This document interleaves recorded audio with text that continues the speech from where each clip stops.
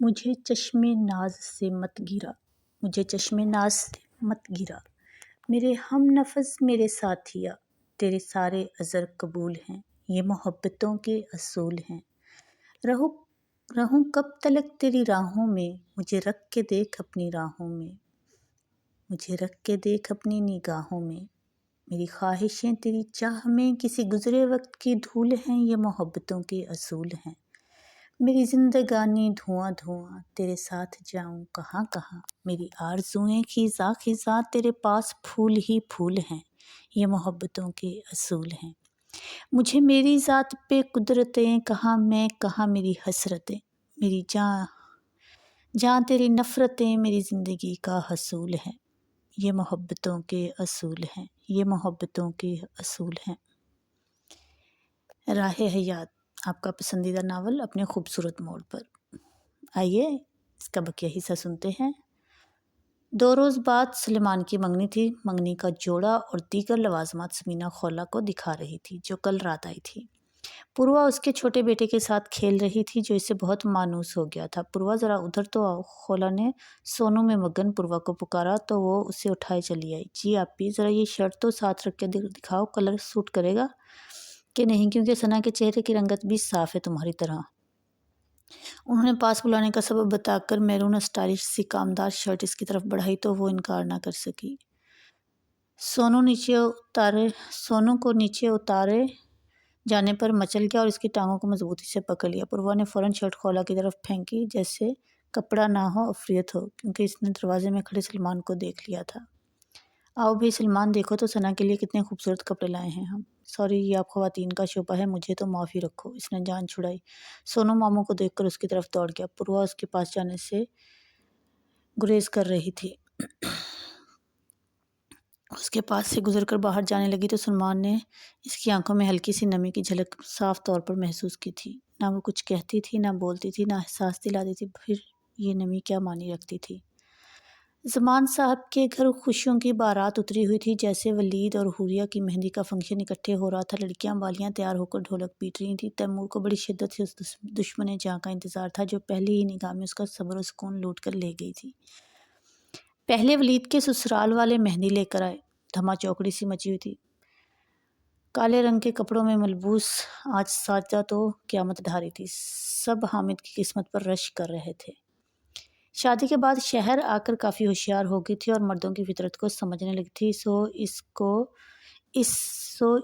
گر کو بڑی آسانی سے استعمال کر رہی تھی۔ وہ اپنی ویلیو کو بڑھا رہی تھی، ورنہ آفاق عالم اس کی ایک نکاح ناز کی خاطر ترس رہا ہوتا ہے۔ حوریہ کی سسرال والے 11 بجنے کے باوجود ابھی تک نہیں آئے تھے۔ 11 سے 11:30 بھی بج گئے۔ اب تو صفورہ بیگم کے دل میں برے برے خیالات جنم لینے لگے تھے۔ انہوں نے ولید سے حوریہ کے سسرال فون کرنے کے لیے کہا۔ نیچے شور بہت زیادہ تھا۔ وہ سیل فون لے کر چھت پر چلا گیا۔ آدھے گھنٹے سے اوپر وقت گزر چکا تھا۔ جانے تیمور کہاں تھا؟ صفورہ بیگم نے اس کی تلاش میں ساجدہ کو بھیجا، وہ کہیں نہیں تھا۔ ڈھونڈ ڈھانڈ کر ساجدہ دوبارہ ان کے پاس آ گئی۔ تھوڑی دیر بعد تیمور خود ہی چلا آیا اور صفورہ بیگم اور ولید کو ایک طرف لے گیا۔ ولید اس کی سرخ ہوتی آنکھیں دیکھ کر ٹھٹک گیا۔ مصطفیٰ بھائی نے شادی سے انکار کر دیا اور صبح سے گھر سے غائب ہیں، امینہ آنٹی نے مجھے بتایا، اور وہ اس وقت صبر و ضبط کی کڑی منزلوں سے گزر رہا تھا۔ ہائے نہیں میرے مولا! صفورہ بیگم سینہ پکڑ کر وہیں دوہری ہو گئیں۔ وہ دونوں ماں کو سنبھالنے لگے۔ گھر مہمانوں سے بھرا ہوا تھا، ایسے میں یہ افتاد آن پڑی تھی۔ ولید ماں کو اسپتال لے گیا۔ تیمور چچا کے پاس آ گیا۔ بات چھپانا بیکار تھا، کب تک اس پر پردہ ڈالا جا سکتا تھا؟ بڑی نازک صورتحال تھی۔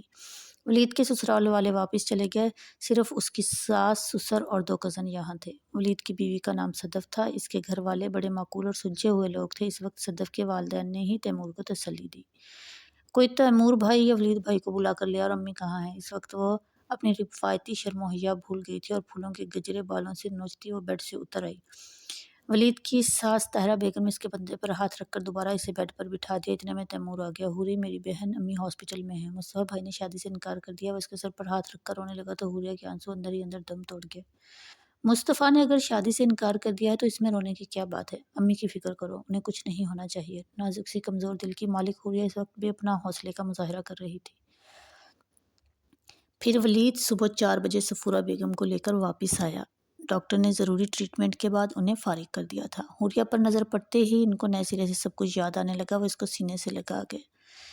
امی آپ ٹینشن نہ لیں امی، اللہ کے ہر کام میں بہتری ہوتی ہے، شکر ہے میں ابھی سے بچ گئی ہوں ورنہ آئندہ جانے کیا ہوتا۔ حوریہ کو پتہ تھا اس وقت صرف وہی انہیں احساس زیاں سے نکال سکتی ہے۔ حوری مجھے معاف کر دو۔ کس بات کی معافی امی، مجھے شرمندہ نہ کریں۔ وہ ہر ممکن طریقے سے انہیں صدمے سے نکالنا چاہتی تھی۔ خاصی دیر بعد دروازہ کھلا اور ایک ایک کر کے سب باہر نکل گئے۔ صدف بھابھی کے تایا اور تائی پریشان کھڑے حوریہ کے پاس ہے، پیچھے پیچھے صفورہ بیگم، ولید اور تیمور بھی تھے۔ مبارک ہو بہن، آپ کو میری کوشش ہوگی کہ ساری زندگی آپ کو امان سلامت رہے، میری مالک سے بھی یہی دعا ہوگی۔ اب حوریہ آپ کی نہیں ہماری بیٹی ہے، صدف بھابھی کی نانی تقیہ نگینہ نے حوریہ کو گلے لگاتے ہوئے کہا۔ ریاست صاحب نے جیب میں ہاتھ ڈالا اور ہزار ہزار کے کئی نوٹ حوریہ کی ہتھیلی پر رکھ دیے۔ وہ بیچاری حیران نگاہوں سے بھائیوں اور ماں کی طرف دیکھ رہی تھی۔ میری بہنا شرما لو، کیا 21ویں صدی کی لڑکیوں کی طرح آنکھیں پھاڑ رہی ہو؟ تیمور سب سے آگے ہونے پہ اس کے کان میں بولا۔ وہ دونوں بھائی اسے شریر نگاہوں سے دیکھ رہے تھے۔ کل تمہاری شادی ہے، پروگرام کے مطابق آج اسی خوشی میں رت جگا ہوگا۔ کیوں ولید صاحب؟ ہاں کیوں نہیں، مگر کام بھی بہت سارے ہیں۔ ضرور کیوں نہیں۔ حوریہ کی کزن اسے اندر لے گئی۔ سارے سوالوں کے جواب زہرہ بیگم کے ذریعے مل گئے۔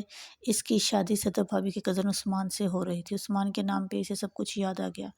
ولید کے لیے صفورہ بیگم لڑکی ڈھونڈ رہی تھی جب اس نے خود ہی اپنے دوست فراز کی بہن صدف کا ذکر کر دیا۔ ولید اور صدف کی منگنی کی بجائے براہ راست نکاح کا فیصلہ کیا گیا۔ دونوں گھرانوں میں میل جول بڑھا تو آنے جانے کے راستے بھی ہموار ہو گئے۔ ولید کے نکاح کا فنکشن اچھا خاصا پر رونق رہا۔ حوریہ دلہن بنی صدف کے پاس چلی گئی جو اندر کمرے میں تھی۔ وہ دروازے پر ہی رک گئی۔ صدف نے آواز دے کر اسے بلایا۔ آؤ نہ، رک کیوں گئی؟ یہ میرا کزن عثمان ہے۔ لگے ہاتھوں اس نے تعارف کا فریضہ بھی انجام دے ڈالا۔ کزن موصوف نے بڑی گہری نگاہ سے اس کا جائزہ لیا جس پہ اسے الجھن سی ہونے لگی۔ اس نے شکر کیا جب صدف کو نکاح کے بعد حال میں لے جایا گیا تب اس ٹھیٹ شخص کی نگاہیں مسلسل اس کا پیچھا کرتی تھیں۔ اس کی کزنز بھی بھانپ گئی تھی کہ کچھ گڑبڑ ہے۔ آخر ایک اچھا بھلا سمارٹ پرسر روزگار نوجوان اس میں دلچسپی لے رہا تھا اور اس نے بالکل بھی دلچسپی کو چھپانے کی ضرورت محسوس نہیں کی تھی۔ 3-4 دن بعد صدف بھابھی کا فون آ گیا۔ رسمی دعا سلام کے بعد وہ اصل گفتگو کی طرف آئی۔ اے محترمہ، میرے اچھے بھلے کزن کو کیا کر دیا ہے؟ جی کیا مطلب؟ وہ الجھی پر تصور کے پردے پر دو شریر سی آنکھیں ابھر آئیں۔ مطلب اس وقت سمجھ آئے گا جب تایا اور تائی جان تمہیں ہمیشہ کے لیے مانگنے آئیں گے۔ عثمان کے ماما پاپا دونوں بڑے بیٹے اور بہو کے پاس کینیڈا گئے ہوئے تھے۔ ان کی واپسی 1.5-2 ماہ کے بعد متوقع تھی۔ عثمان کو ایک ایک دن گزارنا محال لگ رہا تھا۔ گھنی پلکوں اور نشیلی آنکھوں والی وہ لڑکی اسے اپنے آپ سے چرا کر لے گئی تھی۔ ادھر حوریہ کے لیے چند روز بعد ہی مصطفیٰ کا رشتہ آ گیا۔ انہوں نے تو اتنی بے تابی اور وارفتگی دکھائی کہ زمان صاحب کو ہاں کرتے ہی بنی۔ عثمان کے والدین کے لوٹنے سے پہلے ہی حوریہ مصطفیٰ کے نام کی انگوٹھی پہن چکی تھی۔ عثمان کے خوابوں کا تاج محل زمین بوس ہو گیا۔ فی الحال میں ذہنی طور پر اس کے لیے تیار نہیں، صرف صدف اس کے دلی کرب سے آگاہ تھی۔ یہ قسمت کی کرنی تھی۔ حوریہ کا نصیب تھا کہ عثمان کی خوش قسمتی کی عین وقت پر مصطفیٰ غائب ہو گیا۔ تبھی ریاست صاحب اور نگینہ خاتون نے خاندان والوں کے باہمی مشورے سے یہ فیصلہ کیا کہ حوریہ کے لیے عثمان کا رشتہ ڈالا جائے۔ صبح سے عثمان کے گھر ہلچل مچی ہوئی تھی۔ 12 بجے کے قریب ایک بوتیک سے حوریہ کے لیے شادی کا جوڑا آیا۔ چونکہ ناپ دے کر تو نہیں سلوایا تھا، اس لیے اثر نو اس میں حوریہ کے لحاظ سے تبدیلیاں کی گئی تھیں اور یہ کام چھوٹی پھوپھو کے سپرد کیا گیا۔ ظاہر عثمان کے پاس شادی کی شاپنگ کا وقت ہی کہاں تھا، سو اس نے وارڈروب سے 2 پیس نکالا جو نیا ہی تھا۔ فی الوقت اسی سے کام چلایا۔ 4 بجے کے قریب عثمان کی بارات شادی حال میں پہنچی۔ حوریہ ابھی تک پارلر سے نہیں آئی تھی کیونکہ اس کا سوٹ کافی دیر سے بھجوایا گیا تھا۔ مہندی تو رات ہی اس کی کزن نے لگا دی تھی۔ بیٹھے بیٹھے اس کی تو کمر ہی اکڑ گئی تھی۔ صدف اور ولید کافی دیر سے بیدار ہو کر حوریہ کے انتظار میں تھے۔ مہندی اتارنے کے بعد اس نے ہاتھ دھوئے تو یکدم باتھ روم کا دروازہ تواتر سے بجنے لگا۔ اب نکل بھی آؤ صدف بھابھی نے پارلر بھی جانا ہے۔ صدف کے گھر والوں نے کافی پرتکلف ناشتہ بھجوایا تھا۔ پہلا نوالا ولید نے توڑا اور حوریہ کے منہ میں ڈالا تو آنسوؤں کی نمی اس کے گلے تک اتر گئی۔ روئی تو میں ماروں گا۔ اس کا سرخ ہوتا چہرہ بتا رہا تھا کہ اب رونے کا ایک بڑا طویل پروگرام شروع ہونے والا ہے۔ باقی لوگ ناشتے کے بعد اٹھ گئے۔ بہت خوبصورت رنگ آیا ہے مہندی کا۔ یہ دیکھو، ولید نے رونمائی کا گفٹ دیا ہے۔ صدف نے اسے گردن میں چمکتا ننھے سے دل کی شکل کا گول سا لاکر دکھایا۔ بہت خوبصورت ہے۔ دونوں دلہنیں کیا راز و نیاز کر رہی ہیں؟ یہ صدف کی منہ پھٹ سی پھپھو زاد مہرین تھی۔ ارے میں نے کیا راز و نیاز کرنے ہیں، وہ تو عثمان کرے گا۔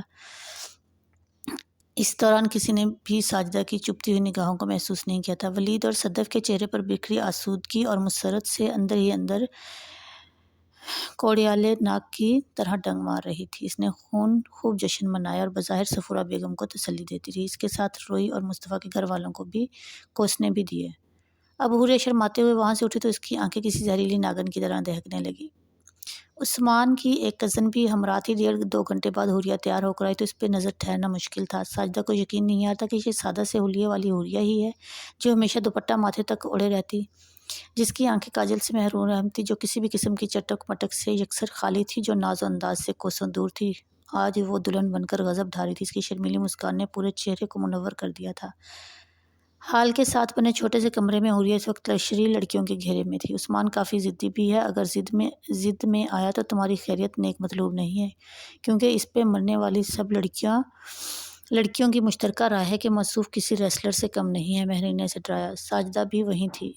बारात आ गई, बारात आ गई। अचानक इसने हुर्रिया के पास बैठकर रोना शुरू कर दिया। क्या हुआ है भाभी? हुर्रिया एहतरामन हमेशा उसे भाभी कहकर पुकारती। इस वक्त भी परेशान होगी। इसके पूछने की देर थी। साजिदा के रोने की में और शिद्दत आ। क्या किस्मत है तुम्हारी हुर्रिया? क्या बात है भाभी? खुदा के लिए मुझे बता दें वरना मेरा दिल फट जाएगा। मैं तुम्हें बताना तो नहीं चाहती पर क्या करूं, रहा भी नहीं जाता। बताइए ना भाभी, क्या बात है? असल में हुर्रिया बात यह है कि उस्मान अपने ख़ानदान की इज़्ज़त और बाप के कहने पे तुमसे शादी कर रहा है, वरना ये जो सब कह रहे हैं ना कि इसने तुम्हारी मोहब्बत में ये सब कुछ किया है, बिल्कुल झूठ और फ़रेब है। मुझे खुद हामिद ने बताया है, क्योंकि किसी दोस्त के ज़रिए के थ्रू वो उस्मान को पहले से जानते हैं और इसकी ज़िंदगी से भी वाकिफ़ हैं। हुर्रिया का सर निढाल से अंदाज में झुक गया। उसने तो सोचा था कि अंधेरे झटके हैं, पर क्या खबर थी कि अब आगे सोचो क्या होगा। भाभी मैं क्या करूं, मेरी तो कल ही स्लब होगी। दिल चाह रहा है अभी अभी अपनी ज़िंदगी को ख़त्म कर लूँ। ना ना, ऐसा सोचना भी मत। आंटी का तो हार्ट फेल हो जाएगा। मैं कहाँ जाऊँ और मेरे अल्लाह, मैं मर क्यों नहीं जाती। अपने आप को इस अय्याश और बदकार शौहर से बचा कर रखो, जिस तरह भी हो सके। औरत की वैल्यू इस वक्त तक रहती है जब तक वो अनछुई हो। मेरी बात समझ रही हो ना? अब ये तुम्हारी समझदारी का इम्तिहान होगा कि तुम किस तरह खुद को इससे बचाती हो। इससे जान छुड़ाओ, पर एकदम नहीं, आहिस्ता आहिस्ता। तुम्हें क्या पता कि शायद कोई और भी तुम्हें चाहता हो। कौन? वो बेसाख्ता बोली। मुस्तफ़ा। साजिदा ने बड़े आराम से कहा। वो इस वक्त सख्त मजबूरी के आलम में रूपोश हुए। कोई ऐसी बात है जो वो तुम्हें बता भी नहीं सकता, इसलिए तो ये सब हुआ है। मगर आपको कैसे पता? आज उसका फ़ोन आया था। तुम्हें क्या खबर? तुम्हारे दुल्हन बनने की खबर सुनकर उसके दिल पर आरे चल रहे हैं, तड़प रहा है। मगर वो मुझे बता भी तो सकता था। कहा ना, इसमें कोई राज है। जब इस मुश्किल से इसकी जान छूटेगी तो वो तुम्हें खुद सब कुछ बताएगा। फ़िलहाल मुझे भी नहीं पता, पर जो भी है बहुत नाहौल नहाक है। मैं ज़रा बाहर से होके आती हूँ, तब तक तुम अच्छी तरह से सोच लो। ये तुम्हारे चेहरे पर 12 क्यों बज रहे हो? इतनी हरासा क्यों हो? बारात आने में भी कुछ देर बाकी है। मैरी ने इसकी थोड़ी छूकर सुर्ख होती आंखों में झांका तो वो फीके से अंदाज में मुस्कुराई। खौफज़दा हो नहीं तो ओके, फ़िलहाल उठो। सहज सहज कर चलती वो बाहर है। जब वो बैठ गई तो महरीन ने इसके सर का दुपट्टा ठीक किया। साजिदा उधर ही देख रही थी। हुर्रिया के बैठने के बाद उस्मान ने भरपूर नज़रों से उसका जायज़ा लिया, जिस पर आसपास से मानीखेज हंसी की आवाज़ें आने लगी। मगर वो उस्मान ही क्या जो पीछे हट जाता। इसने कमाल जुर्रत से अपना मजबूत हाथ एक लम्हे के लिए हुर्रिया के नरम और नाजुक हाथ पर रखा तो ओए ओए की गर्दान शुरू हो गई। बाबा, बीवी है मेरी, निकाह हुआ है हमारा अभी कुछ घंटे पहले। वो शौक हो रहा था। पार्लर जाने से पहले ही निकाह हो चुका था। उस्मान हंस हंस कर सबकी शरीर फिक्रों का जवाब दे रहा था। हुर्रिया आंखें बंद किए बेहिस्सो हरकत सी बैठी थी। साजिदा की नज़र स्टेज पर ही फोकस थी और सबकी तरफ से वो मायूस हुई थी, पर जाने क्यों इसका दिल गवाही दे रहा था कि हुर्रिया इसे मायूस नहीं करेगी। उस्मान की वो आराफ्ता निगाहें ज़बान खामोशी दिल में छुपे चाहत के तूफ़ान का पता दे रही थी। रुखसी से कुछ देर पहले ही आसमान काले स्याह बादलों से भर गया। तकरीबन तमाम लड़कियों ने हाफ स्लीव शर्ट्स पहनी थी। सर्दी से बचना मुश्किल था, लिहाजा एक एक करके सब गाड़ियों में बैठने लगी। सद्दाफ और वलीद सफूरा बेगम के साथ गए, जबकि तैमूर रुखसती के वक्त हुर्रिया के साथ था। दोनों एक गाड़ी में थे। इसका एक बाजू हुर्रिया के कंधे पर था, जो रो रो कर बेहाल हो रही थी। साले की मौजूदगी के बायस उस्मान खामोश था। उधर बादल ज़ोरदार आवाज़ से गरज रहे थे। हुर्रिया, बस भी करो, मैं इस सलाम में बह जाऊँगा। तैमूर का इशारा इसके आंसुओं की तरफ था। जाने कौन कौन सी रस्में थी, मगर इसे कुछ पता नहीं चला था। वो कैसे अपने साथ होने वाले साने के बारे में सबको बताए। अम्मी जो इसे ब्याह कर बेपनाह खुश थी, भाई जो जिम्मेदारी निभाकर मुतमईन थे, वो कैसे इनकी इत्मीनान को तहबाला करती। फूलों से महकते कमरे में वो अकेली थी। कुछ देर कबल सब ने इसकी जान छोड़ी थी। वो क्लास विंडो से बाहर बारिश की क़यामत खेजी साफ नजर आ रही थी। मोतियों के शफाफ कतरे शीशे से फिसल रहे थे। पर्दा जहाँ तक हटा हुआ था वहाँ तक का मंजर साफ नजर आ रहा था। कोई और वक्त होता तो वो अपने पसंदीदा मौसम से जी भर कर लुत्फ़ अंदोज़ होती। इसे बारिश बहुत पसंद थी। शादी के पहले तक वो बड़ी फुर्सत से बैठकर बूंदों की जादूगरी देखती थी। खूबसूरती से सजा कमरा उस्मान की खुशज़ौक़ी का आईनादार था। इसने जो ही पाँव बेड से उतारे, दरवाजे पे आहट सी भारी गुलूबंद और झुमके उतारकर उसने अभी-अभी रखे थे। वो इस भारी और बोझल से सूट से जान छुड़ाना चाहती थी। महरीन बताकर गई थी कि इसके दूसरे कपड़े ड्रेसिंग रूम में, वो इस तरफ जाना चाहती थी कि हर कदम की आहट पर बुत सी बन गई। अस्सलाम वालेकुम। उस्मान की खुशी से भरपूर आवाज़ इसके कान के करीब गूंजी तो इसने सर को कदरे झुका लिया। बड़ी इमरजेंसी में दूल्हा बना हूँ, ऊपर से बारिश ने सब कुछ चौपट कर दिया। मैं कपड़े बदल कर फ्रेश होकर आता हूँ, फिर आपसे बात करता हूँ। इसने वहीं खड़े खड़े कोट उतारा और एक भरपूर निगाह हुरिया पर डाली। इसके बाहर आने तक वो इसी तरह बैठी रही। आपने खाना भी खाया? मम्मा और महरीन बता रही थी। आप ऐसा करें, ये दूध का गिलास पी लें, पहले ही इतनी धान पान सी हैं। मैं अभी सबके साथ खाना खा कर आ रहा हूँ। खुद को देखें और मेरी सेहत देखें। वो तकिया पीछे रखकर इसके सामने बैठ गया। हुरिया की निगाह बेख्तियार इसकी तरफ उठी। उसका कसरती जिस्म सफ़ेद टी शर्ट में से बखूबी अपनी मजबूती ज़ाहिर कर रहा था। सॉरी, मुझे भूख नहीं है, मगर मुझे तो इन आँखों, इन चेहरे और एक एक नक्श की दीद की प्यास थी। वो अपना सर इसकी गोद में रख कर लेट गया। कभी ख्वाहिश थी इन आँखों में अपना अक्स, अपना नाम देखूं। वो हुरिया की पलकों पर अपनी उंगलियां रखते हुए बोला तो उसका दिल धड़क उठा। ज्वेलरी क्यों उतार दी? उस्मान का हाथ उसकी गर्दन पर था। हुरिया ने जो चोली पहनी थी, इसका गला काफ़ी गहरा था। जब तक गुलबंद पहने रखा तब तक एहसास नहीं हुआ था, और अब जब वो इसे आंखों के रास्ते दिल में उतारा था तो इसका दिल चाह रहा था कि यहाँ से उठकर भाग जाए। तुम्हारी गर्दन बहुत खूबसूरत है। इसकी नज़र यह हकीर सा नजर आना। इसी पोजीशन में नीम दराज उस्मान ने डायमंड जुड़ा लॉकेट निकाला और अब इसे पहनाने की कोशिश कर रहा था। इस दौरान हुरिया का चेहरा उस्मान की तरफ झुक गया। एक क़यामत का सामना उससे। लॉकेट बंद करते करते वो कदरे उसके नज़दीक हुआ और एक शौक सी जसारत कर डाली। अपनी जसारत पे वो बड़ा मुतमईन लग रहा था। हुरिया तड़प कर थोड़ा दूर हुई, मगर वो इसके हाथ पकड़ चुका था। अब तो मेरे पास आ गई हो। खुदा गवाह है, मेरी ख्वाहिश थी कि किसी रिमझिम बरसती रात में तुम मेरे साथ हो, सबसे दूर और मुझसे करीब, बहुत करीब। और देख लो, इस पुरसहर रात में तुम मेरे पास हो। वो इसकी हथेली अपने होंठों पर रख चुका था। उसने हाथ छुड़ाने की नाकाम कोशिश की और उसे अपने बिल्कुल करीब कर लिया। वो तकरीबन उसके सीने पर थी। थोड़ी देर के बाद उसने उसे छोड़ा। अच्छा, चेंज कर लो, तुम्हारा नाइट ड्रेस बाथरूम में लटका हुआ है। खिलाफ तवक्को इसने आराम से हुरिया के हाथ छोड़ दिए तो एक सानिया को उसे यकीन ही नहीं आया। सुबह से थकी हारी थी, सो गर्म पानी से शावर लेने के बाद तबीयत कदरे फ्रेश हो गई। सामने ही बेबी पिंक कलर की इंतहाई नफीस और बारीक रेशमी नाइटी लटकी हुई थी। यह नाइट ड्रेस पहनकर वो उस्मान के पास या सामने जाने का तस्वुर भी नहीं कर सकती थी। लिहाजा एक सादा सा हल्का फुल्का कॉटन का सूट लिया जो उस्मान की छोटी खाला ने इमरजेंसी में सिया था। इसने जानबूझकर शावर लेने में देर लगाई, पर बाहर तो जाना ही था। कब तक बाथरूम में बंद रहती? बाथरूम का दरवाज़ा खुलने पर रोशनी की लकीर बाहर आई तो उस्मान ने आंखों पर हाथ हटाया। नाइट बल्ब जल रहा था। कमरे में बड़ा ख्वाबनाक सा मध्यम मध्यम उजाला था। नाइटी की बजाय कॉटन के सूट में मलबूस गीले बालों को दुपट्टे से छुपाए वो बेहद मुतफक्किर और हरासा नजर आ रही थी। उस्मान कुछ देर उसे देखता रहा। वो धीरे धीरे चलती कपड़ों की अलमारी की तरफ गई। अलमारी खोल के जानमाज निकाल कर बिछाई और नमाज की नीयत बांध ली। कुछ देर के लिए उसका दिल पुरसकून हो चुका था।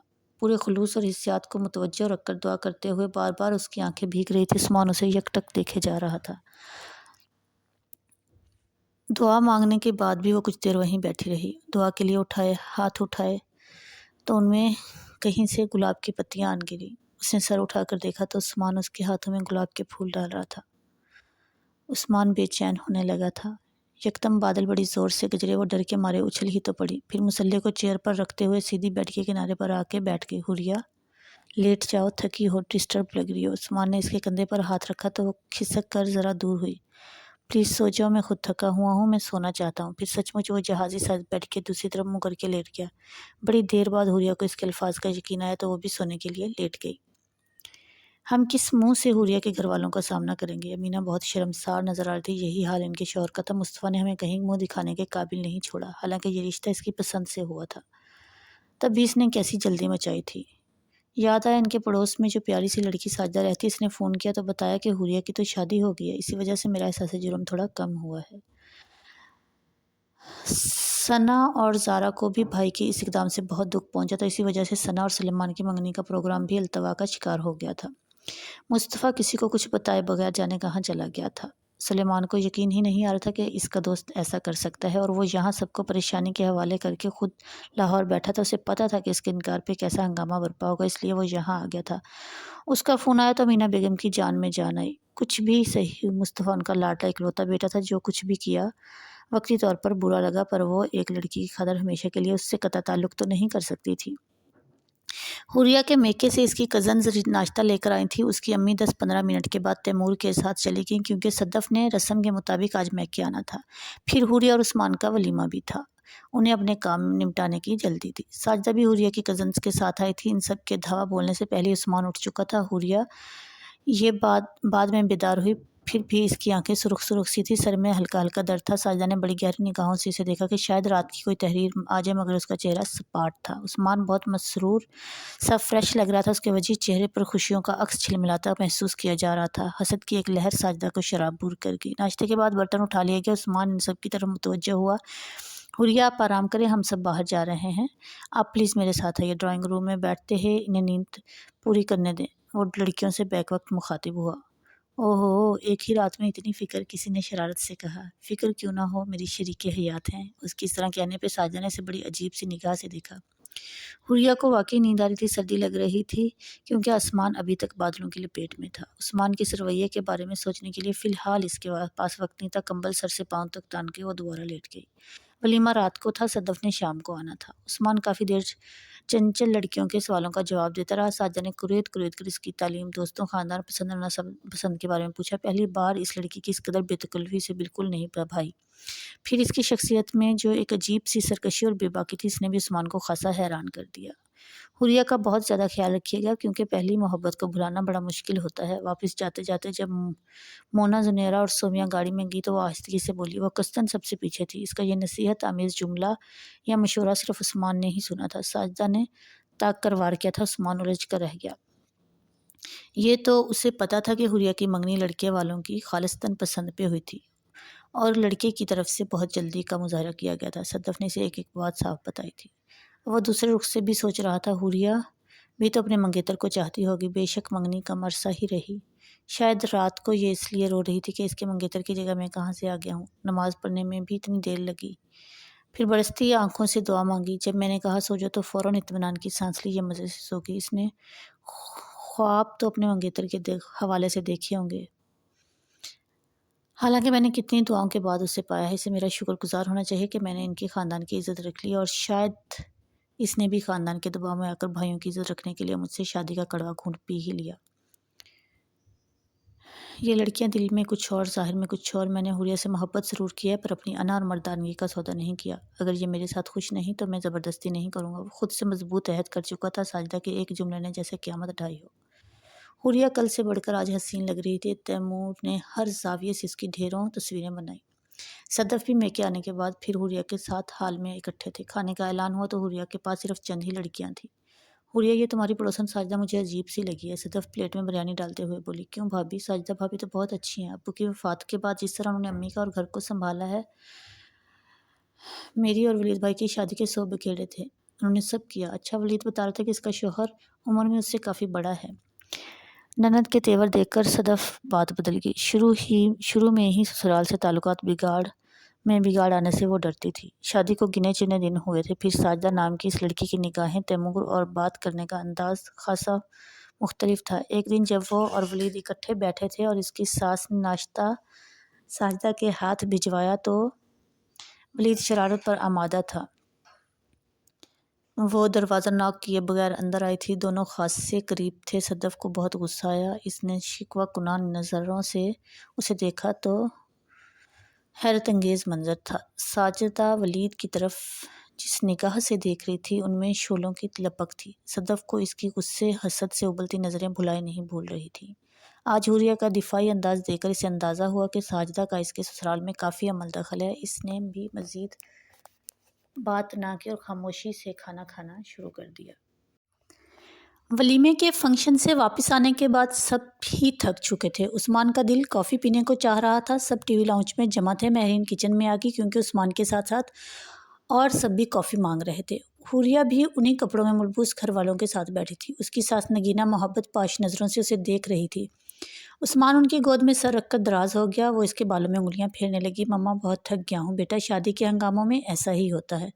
مما مجھے سلا دے، میں بہت تھک گیا ہوں۔ اس کے لہجے میں تھکن رچی ہوئی تھی۔ نگینہ کے دل کو کچھ ہوا۔ اب تمہارے ناز اٹھانے والی آ گئی ہے، یہ نخرے اسی کو دکھاؤ۔ ان کا اشارہ حوریہ کی طرف تھا۔ وہ جو ان دونوں کو دیکھ رہی تھی نظریں چرا گئی۔ کافی پینے کے بعد مہرین اسے کمرے میں چھوڑ گئی۔ کپڑے بدلنے کے بعد ذہن و دل ذرا آرام دہ حالت میں آ گئے تو وہ سوچنے کے قابل ہوئی۔ آج تیمور، ولید، صدف بھابھی اور امی کتنی خوش لگ رہے تھے۔ کیا ہوا اگر عثمان عیاش اور بد کردار ہے؟ قسمت نے اسے میری زندگی کا مالک بنا دیا ہے۔ پھر مالک جو بھی سلوک روا رکھے، غلام کو برداشت کرنا ہی پڑتا ہے۔ میں اس کڑوے گھونٹ کو پی لوں گی۔ میں دوبارہ ان کو سب کے سامنے شرمندہ نہیں ہونے دوں گی۔ ہارنا تو ازل سے عورت کے مقدر میں لکھا ہے۔ یہ تو ساجدہ بھابھی کی مہربانی ہے جو انہوں نے مجھے اس راز سے آگاہ کر دیا۔ میں کوشش کروں گی کہ اس کا دل جیت سکوں تاکہ وہ اب کسی اور عورت کی طرف نہ دیکھے۔ وہ خود سے عہد کر رہی تھی۔ عثمان نے کمرے میں آ کر شاور لینے کے بعد کپڑے بدلے۔ اب بالوں میں انگلیاں چلاتے ہوئے حسب عادت تولیہ صوفے پر پھینک کر حوریہ کی طرف مڑا تو جسم میں دوڑتے لہو کی گردش اور بھی تیز ہو گئی۔ پنک کلر کی اسی نائٹی میں ملبوس حوریہ بیڈ پر نیم دراز اسے کچھ سوچنے پر مجبور کر رہی تھی۔ فکر نہ کرو، جب تک تمہارے دل کا حال مجھے سچ مچ پتہ نہ چل جاتا تب تک تمہیں چھوؤں گا بھی نہیں۔ کل تم نے یہ ڈریس نہیں پہنا، آج غالباً کسی نے سمجھایا ہوگا تو تم نے دل پہ جبر کر کے یہ پہنا ہوگا تاکہ مجھے شک نہ ہو کہ تمہارے دل میں ابھی تک تمہارا منگیتر بسا ہوا ہے۔ اس کا دماغ اپنے انداز میں تجزیہ کر رہا تھا۔ عثمان نے نظر بھر کر اسے دیکھا۔ باریک سی نائٹی میں اس کا جسم جھل جھل کر رہا تھا۔ عثمان دوسرا تکیہ اٹھا کر حوریہ سے قدرے فاصلے پر لیٹ گیا۔ اس نے خود کو بڑی مشکل سے کنٹرول کیا تھا۔ آپ کے اپنے پڑوسیوں سے کیسے تعلقات ہیں؟ وہ بڑے ٹھنڈے لہجے میں بولا۔ اس دوران اس کی پوری کوشش تھی کہ اس کی نظر حوریہ پر نہ پڑے۔ تو اچھا ہے، کل تک تو یہ بڑا بے چین لگ رہا تھا، پڑوسیوں کی پڑ گئی ہے۔ جی اچھے ہی تعلقات ہیں۔ میرا مطلب ہے آپ کی جو پڑوسن ساجدہ ہیں ان کے ساتھ آپ کے کیسے تعلقات ہیں؟ کہیں اسے پتہ تو نہیں چل گیا کہ ساجدہ نے اس کے کرتوتوں کے بارے میں مجھے بتا دیا ہے؟ وہ سوچنے پر مجبور ہوگی۔ جی اچھے ہیں۔ اس کا مطلب ہے کہ ان کا عمل دخل بھی ہوگا آپ کے گھر میں؟ جی ہاں۔ وہ پرسوچ نگاہیں غیر مرئی نقطے پر جماتے ہوئے تھا۔ اچھا شادی کے بارے میں نکاح کے بارے میں آپ کی کیا رائے ہے؟ ظاہر ہے دو انسانوں کے مابین زندگی گزارنے کا ایک معاہدہ ہے۔ وہ الجھ سی گئی۔ اور میرا خیال ہے کہ اس رشتے کی بنیاد ایمانداری اور اعتماد پر ہونی چاہیے۔ اب یہ بھی اپنے کرتوتوں کے بارے میں بتائے گا شاید، وہ سوچنے لگی۔ یوں کریں یہ کپڑے چینج کر کے سو جائیں، فی الحال اس گھر میں آپ کو کسی قسم کی فکر نہیں ہونی چاہیے۔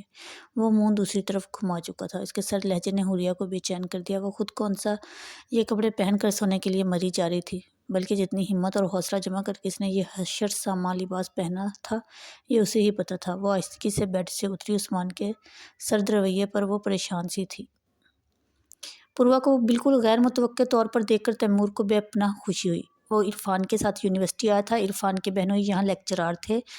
اسے ان سے کام تھا۔ تیمور کے ساتھ یہاں سے گزرتے ہوئے عرفان کو اپنا کام یاد آیا تو وہ اسے لیے سیدھا ادھر آ گیا۔ عرفان تو اپنے بہنوئی کے ساتھ مصروف تھا۔ وہ اسے چھوڑ کر باہر گراؤنڈ میں آ گیا جہاں بے فکر سے اسٹوڈنٹس دھوپ کا لطف اٹھا رہے تھے۔ تبھی ایک گوشے میں بیٹھی پوروا پر اس کی نظر پڑی تو دل و نگاہ اپنے اختیار میں نہ رہے۔ مصطفیٰ کے گھر ملنے والی اس حسینہ نے اس کے دل کا سکون ہی لوٹ لیا تھا۔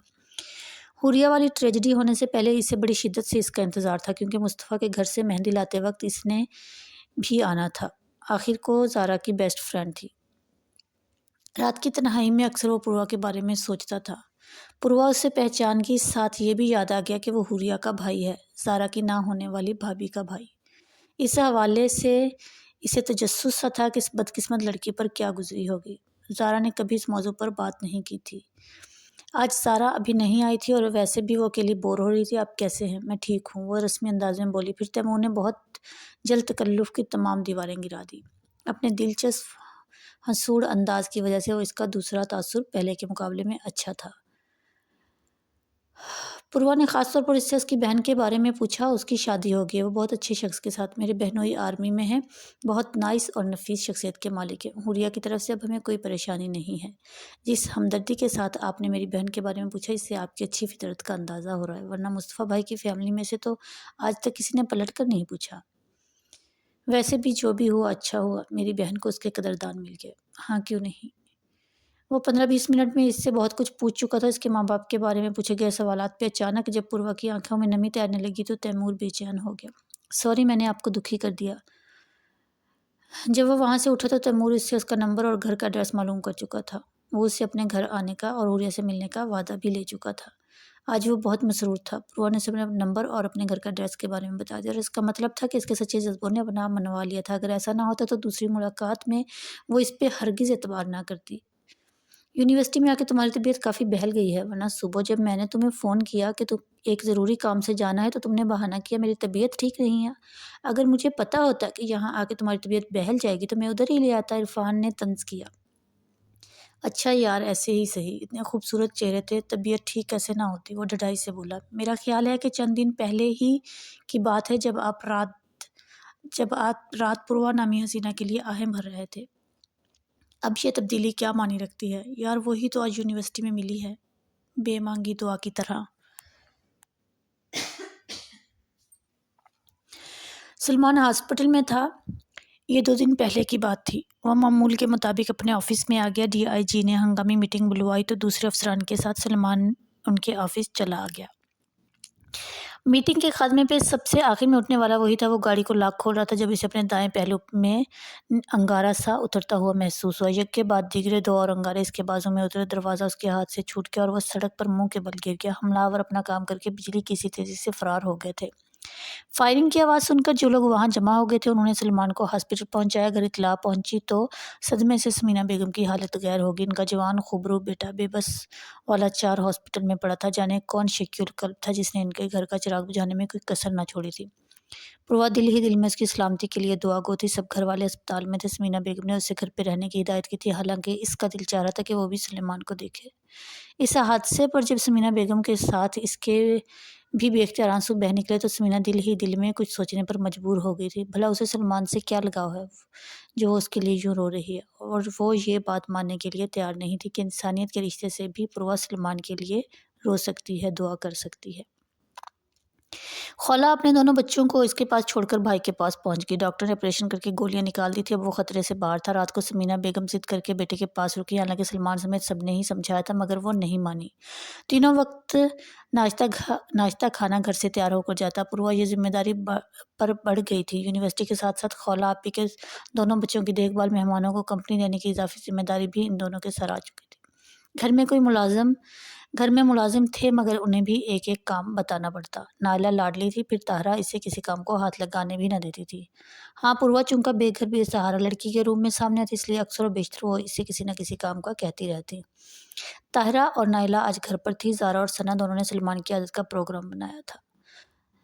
تم جا کر کیا کرو گی؟ گھر میں بھی تو کسی کا ہونا ضروری ہے۔ اپنی طرف سے انہوں نے مضبوط دلیل دی جب اس نے سلمان کا پتہ کرنے جانے کے لیے کہا۔ ویسے بھی سلمان کے ساتھ تمہارا رشتہ ہی کیا ہے؟ لوگ باتیں بنائیں گے جو میں نہیں چاہتی، کیونکہ تم پتہ ہے کہ میں ثنا کو اپنی بہو بنانا چاہتی ہوں۔ تم جوان ہو، خوبصورت ہو، کسی کو بھی غلط فہمی ہو سکتی ہے۔ پھر میرے سلمان کا عہدہ، شخصیت، خاندان کچھ بھی تو نظر انداز کرنے کے قابل نہیں ہے۔ میں کسی اسکینڈل کی متحمل نہیں ہو سکتی۔ خاندانی لوگ ہیں ہم، بہت ساری باتوں کا سوچنا پڑتا ہے۔ انہوں نے درپردہ پوروا سے بہت کچھ کہہ دیا تھا۔ لاکھ سب کوشش کے باوجود پوروا کو رونا آ گیا، حالانکہ وہ عہد کر چکی تھی کہ ان سمیت کسی کا بھی دل نہیں لے گی۔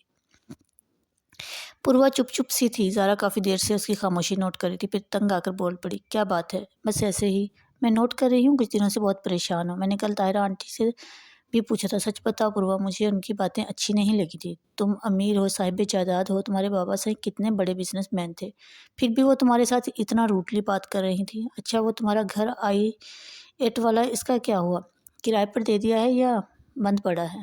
زارا نے ایک ہی سال میں 7 ڈھیروں سوال کر ڈالے۔ پوروا نے اس کے لبوں پر ہاتھ رکھ دیا۔ آئندہ کسی اور کے سامنے یہ مت کہنا، کیونکہ سلمان نے مجھے منع کر دیا تھا اور وہ گھر بند پڑا ہے۔ تمہارا گھر اتنا خوبصورت اور ویل ڈیکوریٹڈ ہے، وہاں چلی جانا۔ وہاں سے ہی تو آئی ہوں، وہ دل گرفتگی سے بولی۔ کسی کے ساتھ وہاں رہوں، مجھے اب تنہائیوں سے ڈر لگنے لگا ہے۔ اچھا چھوڑو، یہ بتاؤ مصطفیٰ بھائی کا کیا بننا کیا ہے؟ ان کے لیے لڑکی ڈھونڈ رہے ہیں، وہ تلخی سے بولی۔ ویسے مائنڈ نہ کرنا حوریہ بہت اچھی لگی تھی مجھے۔ ارے یاد آیا، اس کا بھائی تیمور مجھے ملا تھا یہیں پر۔ ہائے، کب کی بات ہے؟ کل سے اس کا فون بھی آ رہا ہے، رات کو بات کی تھی میں نے۔ ویسے اچھا لڑکا ہے تیمور، زندہ دل اور حسود۔ मेरी माना तो शादी कर डालो। लगे हाथों ज़ारा ने मशवरा दिया तो पूर्वा को गुस्सा आ गया। सोच समझ कर बोला करो। यार मेरा वो मतलब नहीं है जो तुम समझ रही हो। हाँ, तैमूर बता रहा था कि इसकी शादी किसी आर्मी ऑफिसर से होगी, वो अपने घर में खुश है। चलो खुश ही रहें। वो भी, हमने भी एक लड़की देखी है, नीलम नाम है इसका, बहुत मॉडर्न और स्मार्ट है। हमें तो पसंद आई है, मुस्तफा भाई को दिखाने का मरहला है। वो दोनों बातें कर ही रही थी कि पूर्वा का सेल फ़ोन बजने शुरू हो गया। तैमूर की कॉल थी। मेरे साथ आज खाना खाने के बारे में क्या ख्याल है? इसने छूटते ही पूछा। ख्याल तो नेक है पर अफसोस इस पर अमल दरामद काफ़ी हद तक नामुमकिन है। वो शौक़ी से बोली। क्यों जनाब? इसलिए कि मैं बिज़ी हूँ, मेरी बर्थडे आ रही है, इसी खुशी में खाना खिला दूँगी। रियली? हाँ, बिल्कुल सच। तुम कितनी सखी हो माई स्वीट फ्रेंड। बस बस मक्खन ना लगाओ, मुझे पता है मैं कितनी स्वीट हूँ। तैमूर के बच्चे, ये तैमूर के बच्चे कहाँ से आ गए? वो बेचारा खुद अभी बच्चा है। ज़ारा इस दौरान इसके तर्ज तखातब और चेहरे के बदलते रंगों को देखती रही। तैमूर के फ़ोन ने जैसे ही इसकी सारी कुल्फत धो डाली थी। इसकी आवाज़ खनक रही थी। अल्लाह मेरी दोस्त को हमेशा खुश रखना। तैमूर बार बार घड़ी देख रहा था। इसने पूर्वा को फ़ोन करके आने को कहा था। पूर्वा ज़ारा के साथ आई थी। इसने ज़ारा को तैमूर के बुलावे का नहीं बताया था, वरना शायद पूर्वा के साथ ना आती, क्योंकि हुरिया वाले वाक़े के बाद इसे इनमें से किसी का भी सामना करना बहुत मुश्किल लगता था। उन दोनों के आने पर तैमूर ने गाड़ी का दरवाज़ा खोला। ज़ारा ने बड़ी दिक्कत से तैमूर से खैर खैरियत पूछी। जवाबन वो बड़े नॉर्मल अंदाज में बोला तो ज़ारा की हिचकिचाहट भी ख़त्म हो गई। तैमूर, सबकी तरफ से मैं माफ़ी मांगती हूँ। मुस्तफ़ा भाई के इस इक़दाम की वजह से हम चाहते हुए भी तुम्हारा सामना नहीं कर सकते। कम ऑन ज़ारा, क्या बात करती हो? हम सब भूल गए हैं। फिर हुरिया का शौहर बहुत अच्छा है। अच्छा, तुम हमें कहाँ ले जा रहे हो? चुप हो के बैठो, तैमूर ने डांट दिया। ये राज उस वक्त खुला जब इसने एक होटल के सामने गाड़ी रोकी। आज पूर्वा की सालगिरह तो इसने मेरिट बतौर ख़ास टेबल रिज़र्व करवाई थी। सालगिरह मुबारक हो पूर्वा। तैमूर और ज़ारा ने बैक वक्त केक उसके मुंह में डाला। ना जाने क्यों इस कदर तवज्जो और मोहब्बत पर पूर्वा को रोना आ गया। इसके जहन में गुज़श्ता साल मनाई जाने वाली सालगिरह का मंजर लहरा गया। जब वो हवेली में थी, ऐन सालगिरह वाले दिन बाबा साईं ने आकर इसकी खुशियों को बढ़ा दिया था। ज़ारा का इरादा था कि पूर्वा को सरप्राइजिंग बर्थडे विश करेगी, पर इस बार तैमूर बाजी ले गया था। मुझे तुम जैसे दोस्तों की दोस्ती पर फ़ख्र रहेगा। उसकी आंखें नमी में झलमला उठी। तैमूर ने नरमी से उसे टोका। ज़ारा ने उसे गिफ्ट दिया। तैमूर ने कीमती परफ्यूम और शादी की किताबों का सेट उसे दिया। ज़ारा के साथ साथ तैमूर ने भी उसे घर ड्रॉप किया। वो मामूल से कुछ लेट ही पहुंची थी। कपड़े बदल कर लाउंज में आई तो तारा इज़राब के आलम में चक्कर काट रही थी।